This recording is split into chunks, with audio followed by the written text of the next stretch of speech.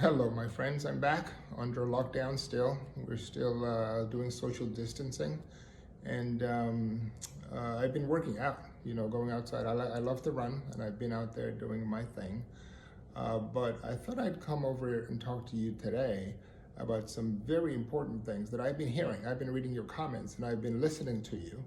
And I've been talking about some very complex things, like what's a recession and what's a Roth IRA, and what's a stimulus package. What's the Federal Reserve interest rate policy mean for you? And then I get lots of questions about some very basic things, such as what's a stock? Why should I buy a stock? What does it mean when a stock goes up and it goes down? Those are very important questions and the basics of finance. So today, I'm going to talk about a stock. I'm going to talk to you about why you should or shouldn't buy a stock. So, what's a stock? Let's say you take a couple of $100 and you put that money into a portfolio that comprises of Apple. You buy a stock of Apple. I'm not recommending or endorsing Apple or any company. I'm just using this as an example. So you own a piece of Apple, a little piece of Apple, one stock of Apple. What that means is you are an owner of Apple. Doesn't mean you can go to the App Store, pick up an Apple phone or an iPhone and run outside. No, that's theft. They arrest people for doing that.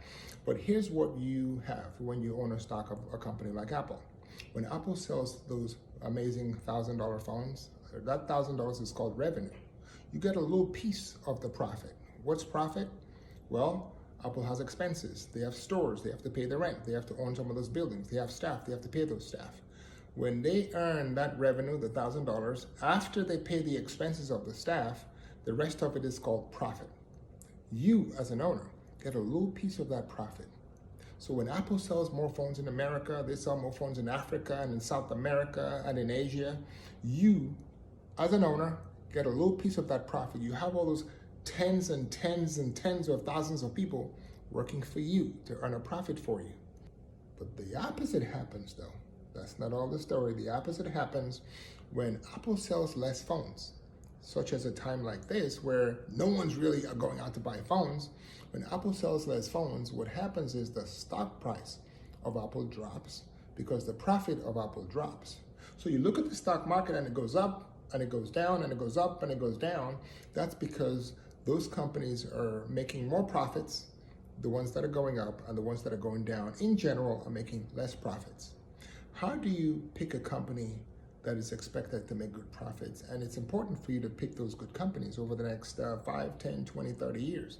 You don't buy stock because you want to trade it tomorrow. Some people do that, but that's not good investing principle. Good investing principle is when you buy a company that you expect to grow and make more profits over the next 5 or 10 or 20 or 30 or 50 years or a lifetime. How do you pick those companies? That's our next lesson. I'll be back. Stay safe, my friends.